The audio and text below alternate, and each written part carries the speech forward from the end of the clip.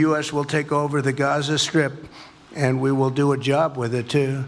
We'll own it and be responsible for dismantling all of the dangerous unexploded bombs and other weapons on the site, level the site and get rid of the destroyed buildings, level it out, create an economic development that will supply unlimited numbers of jobs and housing for the people of the area. Do a real job, do something different. Just can't go back. If you go back, it's going to end up the same way it has for 100 years.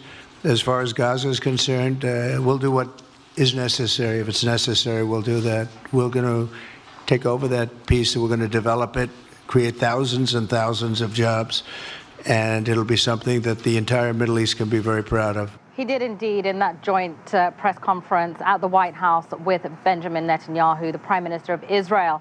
Now, it has to be said, this is a great departure from really any policy over the Middle East and the Gaza, the Palestinian-Israeli problem than any U.S. president has ever had. It's really very brazen for Trump to talk about U.S. ownership of a land in the Middle East that has a population that has been under oppression and a bombardment, of course, over the last year or so. And so it's really, I think, coming to a shock to a lot of observers to hear that kind of language. Trump was very clear that in his mind, the Palestinians must be displaced permanently, not temporarily. There's no plan for rebuilding for Palestinians, but for their permanent displacement. And Trump has been clear that neighboring countries, Egypt and Jordan, should take in almost 2 million Palestinians. Now, both countries at this point have said that they are not willing to go along with that plan. Trump seems to think that he'll be able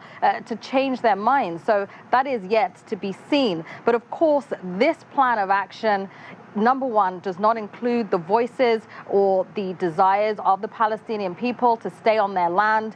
There's no discussion with them. And of course, it also has no room for a two-state solution, so one in which Israelis and Palestinians live alongside each other. So it really is going to be interesting to see how this plays out. Of course, Benjamin Netanyahu co-signing Trump's plan, Trump calling that piece of the world, the Riviera of the Middle East, his vision, which of course sounds less like President Trump speaking, but more real estate mogul Trump speaking. As I say, Netanyahu undersigning this, and he did say for his part that he views Trump as the greatest friend that Israel has ever had at the White House.